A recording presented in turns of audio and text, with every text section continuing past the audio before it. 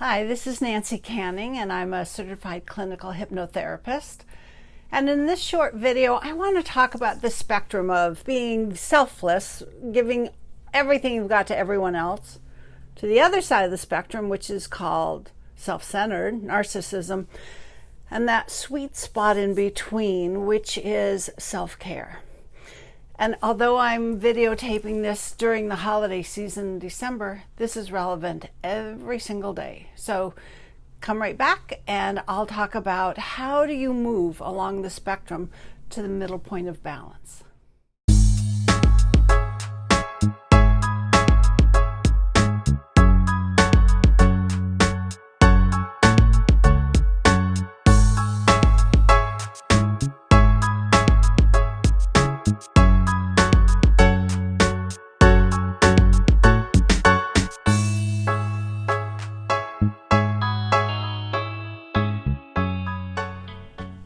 So as a person who gives their all, you may find that the holidays especially are very tiring for you.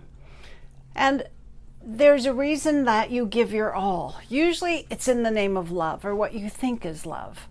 I've worked with so many clients who have this issue of putting everyone else first, making sure they please others, making sure everyone else is happy. That whole mindset, they believe in their reality, is how they show love, how they give love and how they receive love. You make someone else happy. That's not reality. That's not the definition of love, even though it may be your working definition of love. Where this behavior comes from is childhood. It's usually 2, 3, 4, 5 years of age, when our survival depends on making sure our parents take care of us.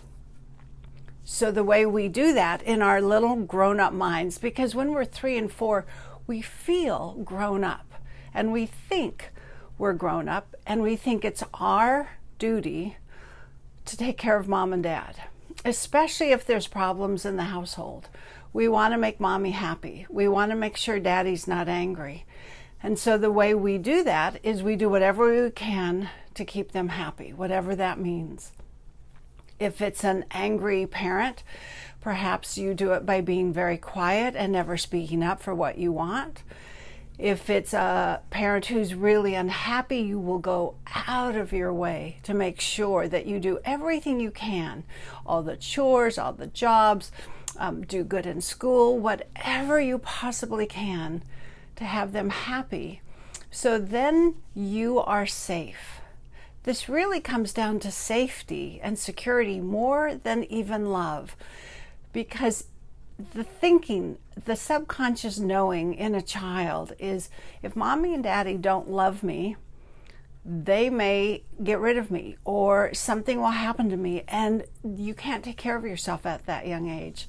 So being loved and being safe are the two primary motivating factors in our lives. So this way of pleasing others, of looking out for their needs, starts very young, and it can get deeply, deeply ingrained so that it becomes a way of life. And if you fast forward 30, 40 years, you're still doing it, only now instead of just taking care of a couple of people, it's the world you're trying to take care of. So this one extreme, and this is all a spectrum, it's all along a line of from extreme taking care of everyone else to the detriment of your own health, because that's what begins to suffer, your own well-being, your own peace of mind, your own joy. It's not there. It's like, I'm doing so much for others, and why am I so miserable inside? That's one end of the spectrum. And it's the beliefs you took on in childhood that are creating this habitual pattern that you feel like you can't get out of. Now, the other side of the spectrum is self-centered, narcissism. And for a true narcissist, they don't even recognize it. They're just simply the center of the earth and the center of the universe, and everything revolves around them. I'm not to spend much time talking about that because there's not much you can do about it. They don't see a problem. They're the center of the world. Everything is your fault, not theirs. Everything is not their responsibility unless it's good. And they just don't think of others. It's not in their wiring. It's a disorder if you're in the extreme. And, well, they're probably not even watching this video. And if they did, they wouldn't even recognize themselves anyway. So let's come to the middle point, which is what we want. It is that balance between where we have a healthy ego. We're taking care of ourselves. We're concerned about what do we love. And we're also concerned about what's good for others. What about the people I love? And how do you get to this sweet spot of being at peace? There's a sense of peace and well-being. And where you begin is asking yourself, what would I love? Not what should I do, what needs to be done, or what do I have to do, or my world is falling in on me. I have to take action. Rather than any of those scenarios, you take a breath, close your eyes, you go inside, and you begin to ask yourself the question, what would I love? How would I love my life to be? How would I love to show up in life? How would I love to be treated? And you could have one vision of what you would love, and then you open your eyes and your outer world is completely different, and you think there's no way to get from what's inside to what's outside. But that's where you would be wrong. There is a pathway. It takes a diligence and a practice, but like anything, you can change. Your outer world is a reflection of your inner world.